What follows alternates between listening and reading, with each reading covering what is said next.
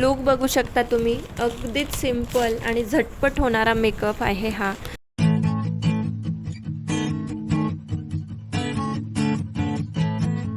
नमस्कार, आपल्या एका नवीन व्हिडिओमध्ये सर्वांचं स्वागत आहे। झटपट मेकअप कसा करायचा, लगेच आपल्याला कुठेतरी निघायचं असेल तर पटकन मेकअप कसा व्हायला हवा, हेच मी आज तुम्हाला शिकवणार आहे। पहिली स्टेप ती म्हणजे टोनिंग, कारण की आपले ओपन पोर्स ओपन झालेले असतात आणि त्यात सगळा मेकअप घुसून मग तो असा फ्लफी वाटतो किंवा बाहेर आल्यासारखा वाटतो। त्यामुळे आधी टोनिंग करून घ्यायचं। त्यासाठी गुलाबजल यूज केलं, त्यानंतर यूज केलं ते मी मॉइश्चरायझर।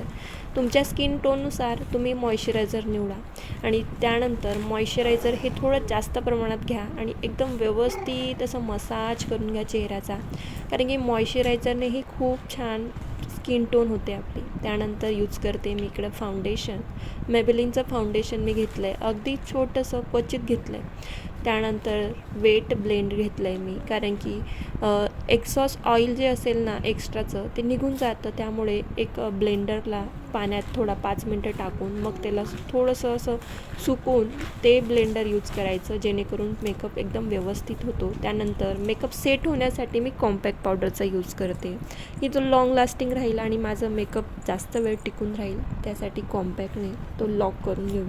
त्यानंतर येते ती वेळ आयब्रो सेटअप करायची, तर त्यासाठी मी आयब्रो पेन्सिल यूज करते। मी आयब्रो पेन्सिलनेच आयब्रोंना शेड देऊन घेते आणि त्यानंतर तिथेच ब्रश अवेलेबल आहे त्या पेन्सिलला, त्याने शेप देऊन घेते। हे सगळे प्रोडक्ट अगदी स्वस्तात आणि ब्रँडेड आहेत, तर मी कुठून घेतले त्याचाही एक व्हिडिओ मी बनवला आहे, त्याची डिस्क्रिप्शनमध्ये लिंक देते, तोही नक्की बघा तुम्हाला अगदी स्वस्तात मेकअप प्रोडक्ट घ्यायचे असतील तर।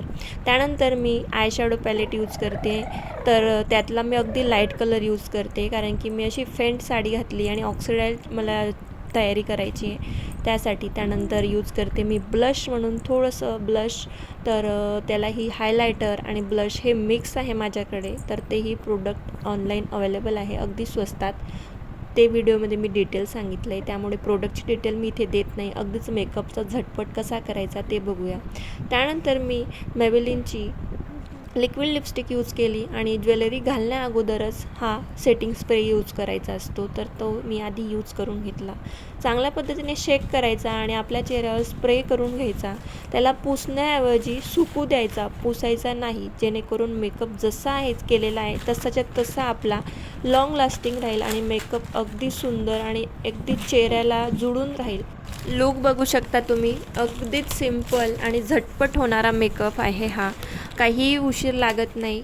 तर तुम्ही बघू शकता, कुठेही लवकर जायचं असेल तर लगेच तयारी करून जाऊ शकता। थँक्यू।